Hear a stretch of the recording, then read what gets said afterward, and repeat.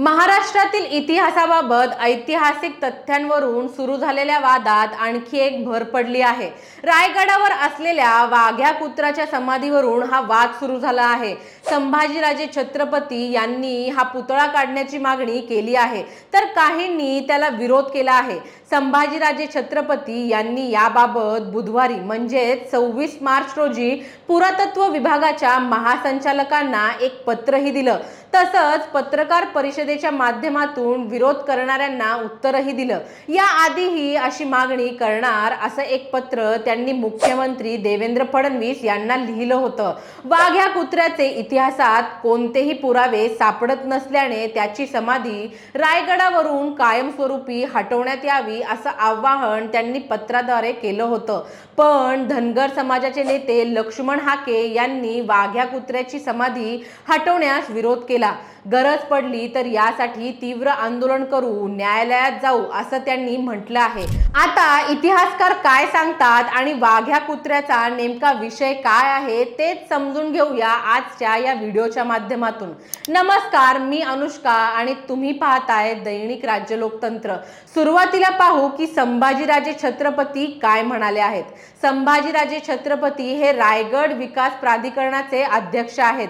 प्राधिकरणाच्या शीर्षक पत्रावर 22 मार्च 2025 च्या तारखेचं मुख्यमंत्र्यांना उद्देशून लिहिलेलं पत्र त्यांनी सोशल मीडिया प्लॅटफॉर्म वरूनही प्रसिद्ध केलं। शिवकालीन इतिहासात या वाघ्या कुत्र्याचा कोणताही प्रकारचा उल्लेख अथवा संदर्भ सापडत नाही। भारतीय पुरातत्व विभागानेही या समाधीबद्दल किंवा वाघ्या कुत्र्याबद्दल कोणतीही ऐतिहासिक माहिती किंवा पुरावे उपलब्ध नसल्याची स्पष्टोक्ती दिलेली आहे असं या पत्रात लिहिलंय।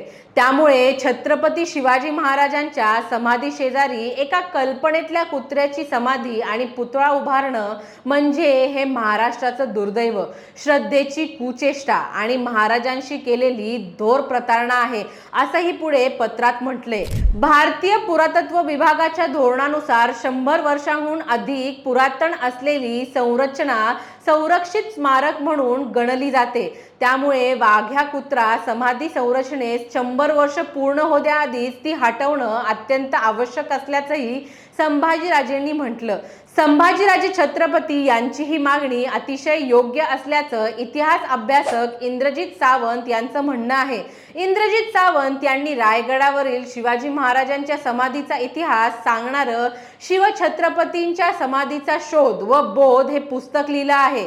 इतक्या वर्षांच्या कालावधीत कुत्र्याच्या स्मारकाचा पुरावाच उपलब्ध झालेला नाही, उलट स्मारक नव्हतं असं सांगणारे अनेक लिखित आणि फोटो पुरावेही उपलब्ध आहेत असं ते माध्यमांशी बोलताना सांगत होते। राजसन्यास या शिवाजी महाराज आणि संभाजी महाराजांची बदनामी करणाऱ्या नाटकांची अर्पण पत्रिका या स्मारकात कोरलेली आहे। त्यामुळे हे शुद्ध हेतूने बसवलं आहे असं आपण म्हणू शकत नाही असंही ते म्हणाले।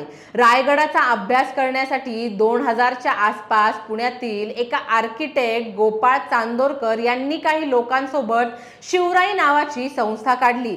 त्यातून त्यांनी शोध शिवसमाधीचा नावाची एक पुस्तकं लिहिली।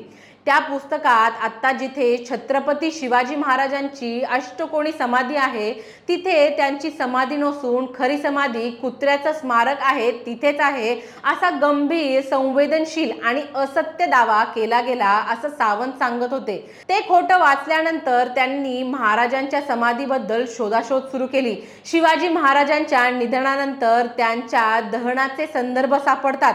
त्यानंतर त्यांच्या समाधीबद्दलचा कोणताही उल्लेख 1818 पर्यंत सापडत नाही असं सावंत सांगत होते।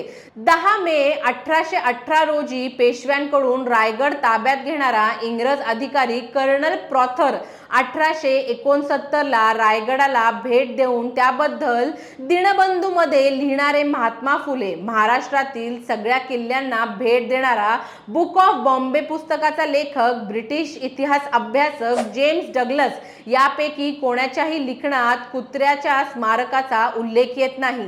काही संशोधक जर्मन लोकांचा संदर्भ देतात, पण ती मांडणी खोटी असल्याचं सावंतांचं म्हणणं आहे।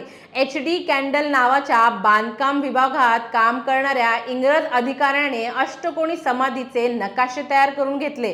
ते सगळीकडे प्रसिद्ध आहेत। त्यातही कुत्र्याच्या स्मारकाचा पुसटचाही उल्लेख नाही असं ते म्हणतात. त्यानंतर 1896 ला लोकमान्य टिळक रायगडावर गेले. त्यांचाही कुठल्या लिखाणात वाघ्या कुत्र्याचा उल्लेख आढळत नाही असं सावंत सांगतात. मग प्रश्न येतो तो म्हणजे वाघ्या कुत्र्याची समाधी आली तरी कुठून?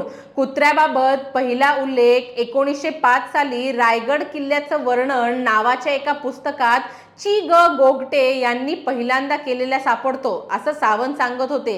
कुत्र्यानं महाराजांच्या चितेत उडी मारली असा उल्लेख तिथे पहिल्यांदा येतो, पण त्यात कुत्र्याचं नाव वाघ्या आहे असं कुठेही लिहिलेलं नाही. पुढे 1916-17च्या दरम्यान राम गणेश गडकरी यांच्या राजसन्यास नाटकात कुत्र्याचं पात्र आणलं असं सावंत सांगतात. हे सगळं झाल्यानंतर 1926 ला ब्रिटिश सरकारने त्यावेळेच्या पुरातत्व खात्याने आणि शिवाजी रायगड समितीने मिळून शिवाजी महाराजांच्या समाधीचा जीर्णोद्धार करण्याचं ठरवलं. त्याबद्दलचीही कोणतीही कागदपत्रांमध्ये कुत्र्याच्या स्मारकाचा उल्लेख आढळला नाही. 1936 ला ते कुत्र्याचं स्मारक बांधलं गेलं असं तिथला शिल्पफलक सांगतो. त्यामागे असलेली एक कथा अनेक पुस्तकात नोंद करून ठेवली आहे असं इंद्रजित सावंत सांगतात. ती कथा अशी आहे की जीर्णोद्धाराच्या कामासाठी इंदोर संस्थानाच्या तुकोजी होळकर महाराजांकडे निधीची मागणी करण्यात आली. महाराजांच्या समाधीसाठी निधी दिला तर ब्रिटिश सरकारची अवकृपा होईल अशी भीती त्यांच्यात होती. त्यामुळे त्यांच्या राणीचं आवडतं कुत्र वारल्यामुळे ते सुतकात आहेत असा बहाणा त्यांनी केला असं इंद्रजित सावंत सांगतात. म्हणून स्मारक समितीतील लोकांनी शिवाजी महाराजांच्या समाधीला नको तर कुत्र्याच्या स्मारकाला निधी द्या असं म्हटलं आणि त्यातून ते स्मारक उभारलं गेलं असं सांगितलं जातं. ही कथाही त्यांना खोटी वाटते असं त्यांनी आवर्जून नमूद केलं. पण तुकोजी होळकर हे अत्यंत शिवप्रेमी पुरोगामी विचारांचे होते. त्यांचे चिरंजीव यशवंतराव होळकर आणि राजश्री शाहू महाराज यांची बहीण चंद्रप्रभा यांचा धनगर मराठा आंतरजातीय विवाह झाला होता सावंत सांगतात. या कथेतून तुकोजी होळकर यांचीही बदनामी होते आहे असंही त्यांनी पुढे म्हटलं आहे. धनगर आणि कुत्रा असे एक इक्वेशन तयार करायचं आणि त्यात जातीतील तेढ निर्माण करण्यासाठी उपयोग करायचा असे सगळे हेतू ठेवून अत्यंत चाणाक्ष क्रूर बुद्धीनं हे स्मारक तिथे उभारलं गेलं असं सावंत यांचं म्हणणं आहे. गोगटे यांनी 2000 साली लिहिलेल्या पुस्तकाचा पुन्हा संदर्भ घेऊन ते म्हणतात, आधी कोणताही पुरावा नसताना स्मारक उभं केलं गेलं. पुन्हा त्याखाली शिवाजी महाराजांची खरी समाधी आहे असं म्हटलं जाऊ लागलं. महाराजांचा अपमान करू पाहणारी ही प्रशांत कोरटकरांसारखी मनोवृत्ती आहे असं ते म्हणाले. महाराष्ट्राला उशिरा जाग आली असली तरी लवकरात लवकर स्मारक काढून टाकलं जावं असं त्यांचं म्हणणं आहे. पण 25 मार्चला पत्रकार परिषदेत बोलताना ओबीसी आणि धनगर समाजाचे नेते लक्ष्मण हाके यांनी संभाजीराजेंच्या कुत्र्याचं स्मारक हटवण्याच्या विनंतीला विरोध केला. आमची ही विनंती आहे की संभाजीराजेंनी किल्ल्याच्या योग्य प्रकारे संवर्धन करावे. मात्र सध्या रायगडावर जे घडतं आहे ते किल्ल्याच्या जनतेच्या विरोधात आहे ते म्हणाले. संभाजीराजेंनी स्मारक 31 मे पर्यंतची अंतिम चेतावणी सरकारला दिली असं त्यांचं म्हणणं आहे. संभाजीराजेंनी नेमकी 31 मे हीच तारीख का निवडली याबाबत आमचा आक्षेप असा आहे की याच दिवशी पुण्यश्लोक अहिल्याबाई होळकर यांची जयंती असते आणि यावर्षी ती त्रिशतोत्तर जयंती आहे ते म्हणाले. त्यांच्या जन्मगावी पंतप्रधानांना आणण्याचे प्रयत्न सुरू असताना संभाजीराजे भोसलेंनी 30 तारीख निवडल्याने त्यांच्या हेतूंवर शंका उत्पन्न होत असल्याचं हाके यांनी सांगितलं. त्यामुळे आता मराठी आणि ओबीसी असा वाद पेटेल का अशी शंका व्यक्त केली जात आहे. खरं तर गेल्या अनेक दिवसांपासून भारतात आणि महाराष्ट्रात इतिहास उकरून काढून त्यावरून वाद तयार केला जात आहे. इतिहासाबद्दल माणसाने जाणून घ्यावं, इतिहासाबद्दल आपल्या अभिमान असावा, इतिहास वाचलाच पाहिजे, पण इतिहासात जगणं म्हणजे राख होणं.